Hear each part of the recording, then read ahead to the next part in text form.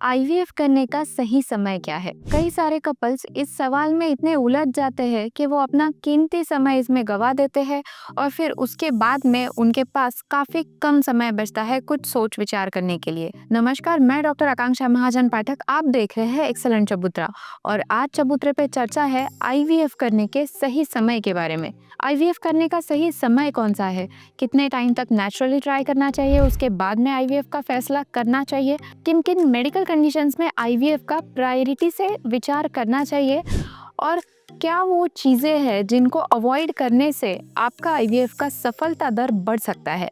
आइए आज जानते हैं इस वीडियो के माध्यम से।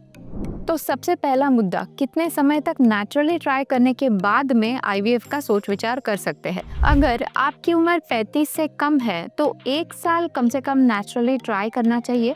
अगर आपकी उम्र 35 से ज़्यादा है और आप 6 महीना ट्राई करने के बावजूद भी आपको प्रेगनेंसी नहीं रह रही है तो आपने डॉक्टरों से राय लेनी चाहिए। पहली राय में डॉक्टर आपको कुछ टेस्ट बताएंगे, जैसे कि औरत में एएमएच, थायराइड, प्रोलैक्टिन तथा ट्यूबल पेटेंसी टेस्ट और आदमियों में सीमेन एनालिसिस। इन सारे टेस्ट के बाद में बहुत से केसेस में अंदाज़ा लग जाता है कि एग्जैक्टली प्रॉब्लम कहाँ पर है और इस पहले फर्टिलिटी इवैल्यूएशन के बाद में चीज़ें आगे बढ़ना शुरू हो जाता है। इसके बाद में कुछ पेशेंट्स को कई विकल्प दिए जा सकता है, जैसे कि पहला विकल्प है ओव्यूलेशन इंडक्शन और नेचुरल ट्राई करें। अगर उससे नहीं हो रहा है तो आईयूआई से कोशिश करें। अगर उससे भी नहीं हो पाया तो आईवीएफ की सलाह दी जाती है।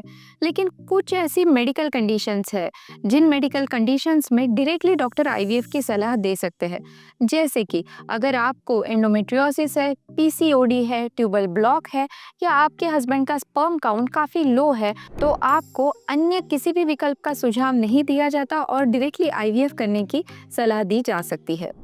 तो मेरी आपके लिए राय यह है कि अगर आपकी उम्र 35 के भीतर है और आप 1 साल ट्राई कर चुके हैं या आपकी उम्र 35 के ऊपर है और आप 6 माह ट्राई करके भी आपको सक्सेस नहीं मिला है तो आप फर्टिलिटी एक्सपर्ट के पास जाएं, अपनी बेसलाइन जांचें करवाएं, कहाँ प्रॉब्लम है ये समझ लें और उसके बाद में अगली ट्रीटमेंट का डिसीजन आपके डॉक्टर के सलाह से ले लें।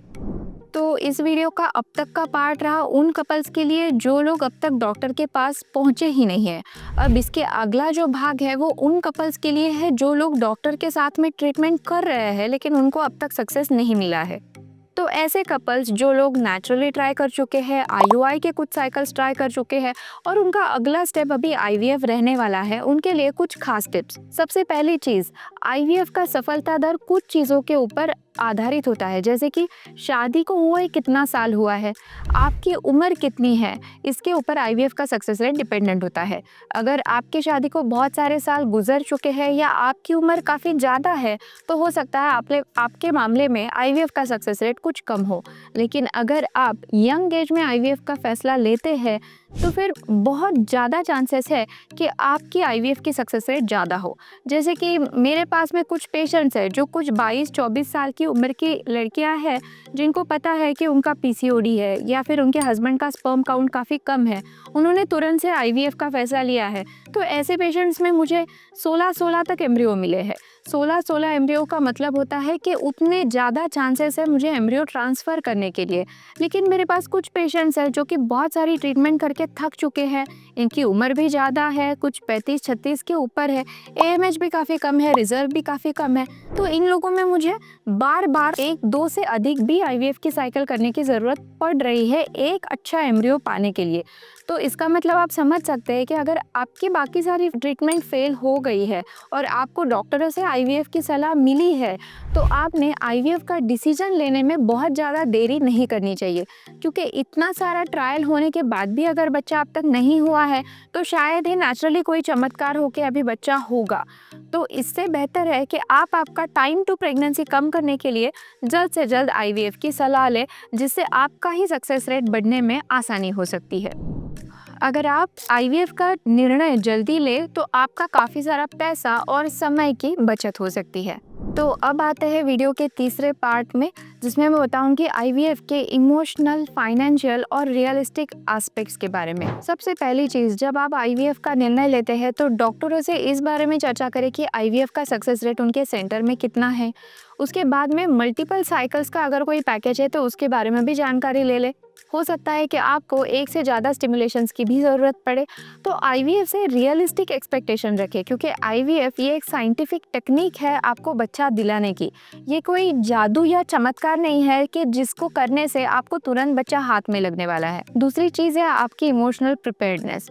जब आप आईवीएफ के ट्रीटमेंट को जाते हैं तो ये एक स्ट्रेसफुल ट्रीटमेंट रह सकता है, क्योंकि इसमें डेली के इंजेक्शंस इन्वॉल्व हैं, मॉनिटरिंग इन्वॉल्व है। इसके अलावा एम्ब्रियो ट्रांसफ़र के टाइम पे भी कुछ दवाइयाँ और मेडिसिन जिनको आपको टाइम से लेना है। तो इस सब के लिए मेंटली खुद को फिट रखें और किसी भी स्ट्रेस से आप फ्री रहे। आप आईवीएफ कर रहे हैं इस उद्देश्य से आप आपके शरीर की भी तैयारी करवा लें, जैसे कि रोज़ एक्सरसाइज करना, हेल्दी डाइट खाना और रात में अच्छी नींद सोना। तो ये सब प्राथमिक तैयारी होने के बाद में आपका आईवीएफ का सक्सेस रेट डेफिनेटली बढ़कर आएगा। और फिर फाइनली आता है इमोशनल एस्पेक्ट। तो इमोशनल एस्पेक्ट में बताना चाहूँगी कि देखिए, हर कोई कपल चाहता है कि उनको निसर्गतः बच्चा हो जाए, क्योंकि ऐसे ही आमतौर पे होता है। लेकिन अगर कुछ कपल्स हैं जिनको अपने आप से नेचुरली कंसीव नहीं हो रहा है, तो डेफिनेटली उनमें कुछ प्रॉब्लम है जिसकी वजह से नेचुरल कंसेप्शन नहीं हो रहा है। और आईवीएफ में हम यही तो करते हैं, हम इंजेक्शन दे के स्त्री बीज को बढ़ाते हैं, स्त्री बीज को शरीर के बाहर निकालते हैं, फिर उस oocyte को स्पर्म से इंजेक्ट करते हैं, भ्रूण बाहर बनाते हैं और फिर रेडीमेड भ्रूण गर्भाशय के अंदर डालते हैं। तो इस प्रकार से आईवीएफ की पूरी प्रोसीजर होती है। लेकिन अगर आपको नेचुरल कंसेप्शन में दिक्कत आ रही है तो आईवीएफ की सहायता लेने में कोई गिल्ट मत महसूस करें। मेंटली स्ट्रांग होकर और प्रैक्टिकली ये डिसीजन ले। इनफैक्ट जब आपको आईवीएफ की सलाह मिलती है तो डिप्रेशन में जाने के बगैर अगर आप सही आईवीएफ सेंटर का चुनाव करें, सही डॉक्टर का चुनाव करें, प्रैक्टिकली ये चीज़ देखिए कि हमको कितना पैसा लगने वाला है, उसके लिए आप पैसा जुड़ाएं और ये भी चीज़ पर गौर करें कि आईवीएफ का सक्सेस रेट कितना हो सकता है। इन रियलिस्टिक एस्पेक्ट्स पर अगर आप फोकस करेंगे तो आप ही का इसमें ज़्यादा फ़ायदा होगा। आईवीएफ की इस ट्रीटमेंट को भी स्मार्ट तरीके से किया जा सकता है। स्मार्ट तरीके से अपने पैसे आईवीएफ के ट्रीटमेंट में भी बचाए जा सकते हैं। इसके ऊपर मैंने एक डिटेल में वीडियो बनाई हुई है, आई बटन पे क्लिक करके इसके बाद में वो वीडियो भी आप ज़रूर देखना। आशा करती हूँ कि आपको ये वीडियो अच्छी लगी है। अगर वीडियो अच्छी लगी है तो वीडियो को लाइक करें और चैनल को सब्सक्राइब करना मत भूलें। धन्यवाद।